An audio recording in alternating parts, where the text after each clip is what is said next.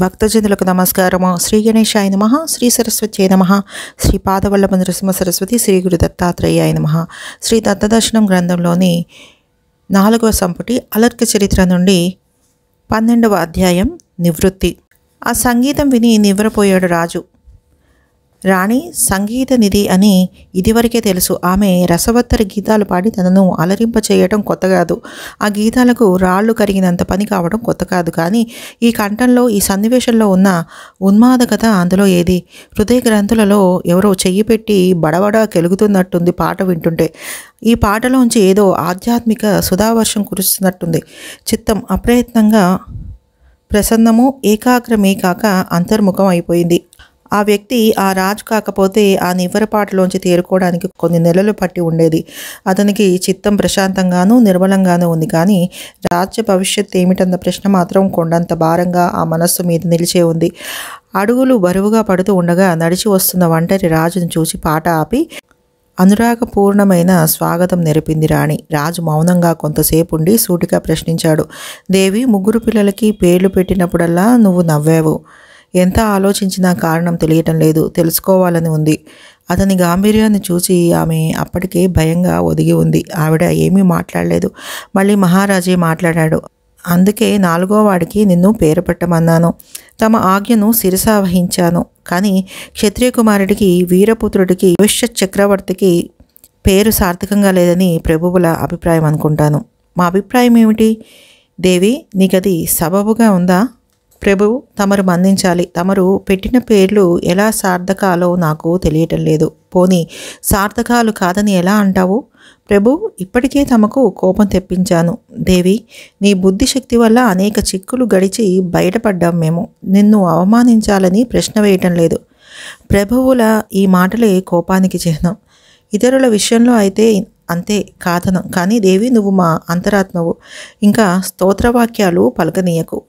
ప్రభు, నా జన్మ ధన్యమైంది. తమరి ఆజ్ఞను అతిక్రమించరాదు కనుక అధిక ప్రసంగం చేయవలసి వస్తోంది. మన్నించండి.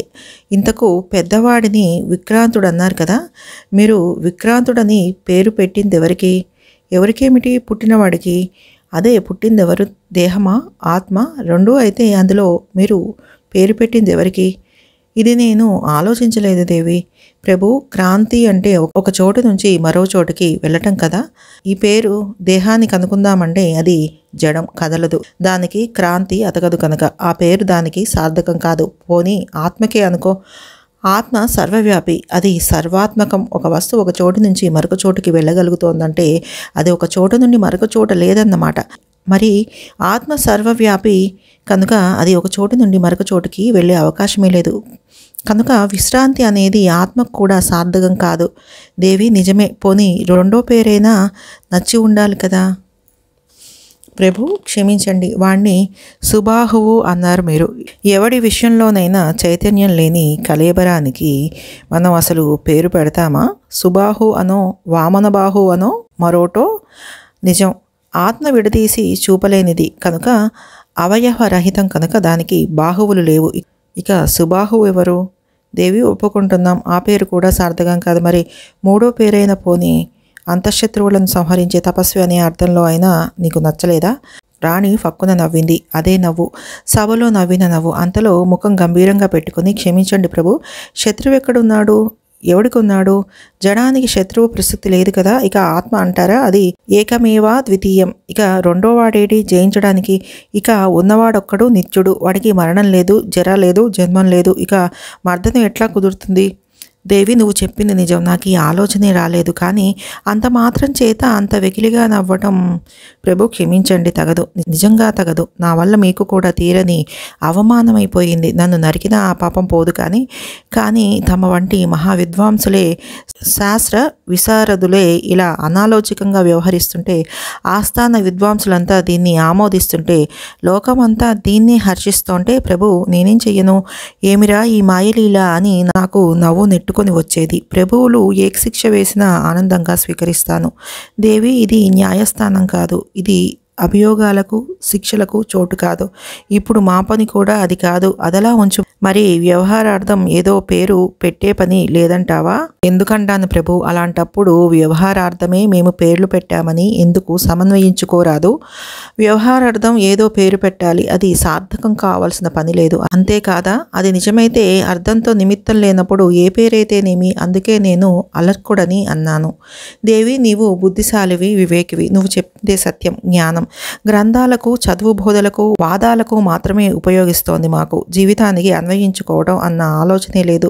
దేవి, ఇక నుంచి యత్నిస్తాము. రాజు గంభీరంగా వెళ్ళిపోయాడు. హఠాత్తుగా అతని కళ్ళు ఆలోచన ముద్రలో తోగాడుతున్నాయి. అంతఃపుర పరిచారికల్లో గుసగుసలు బయలుదేరాయి. ఎన్నడూ లేనిది రాజు పొద్దున్నే రావడం, వచ్చి నవ్వులేని ముఖంతో వెళ్ళిపోవటం, రాణి మాత్రం తన సంగీతాలు నిశ్చింతగా కొనసాగించుకోవటం. ఇంతకంటే గుసగుసలకు ఆధారం వేరే ఏం కావాలి? ఆ గుసగుసలకు తగ్గట్టే మళ్ళీ సాయంత్రానికల్లా రాజు అంతఃపురానికి వచ్చాడు. ఆ ఒక్క పగటిలో అతని ముఖంలో చాలా మార్పులు వచ్చినాయి. నుదుటి మీద సన్నని ముడతలాంటి గీత పడింది. చెక్కిళ్ళు జారిపోయినట్టున్నాయి. మనిషి మొత్తం మీద కుంగినట్లయి ముసలితనపు తొలి చిన్నలు కనిపిస్తున్నాయి. కళ్ళలో ఏదో హిమాలయాన్ని మోస్తున్న అలసట.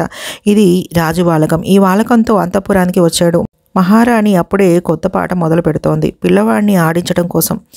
కలదేదియో తెలియరన్నా నాకన్నా అది ఒక్కటే తెలివిరన్నా, కలవు కలవు అంచు కనిపించు దృశ్యాలు కడకు వివరింపగా కలలోని భాగ్యాలు, కలవో లేవో కనుల కనరాని భేదాలు, కరచి పైకెత్తితే కలవురా మోదాలు, కలదేదియో తెలియరన్నా నాకన్నా అది ఒక్కటే తెలివిరన్నా.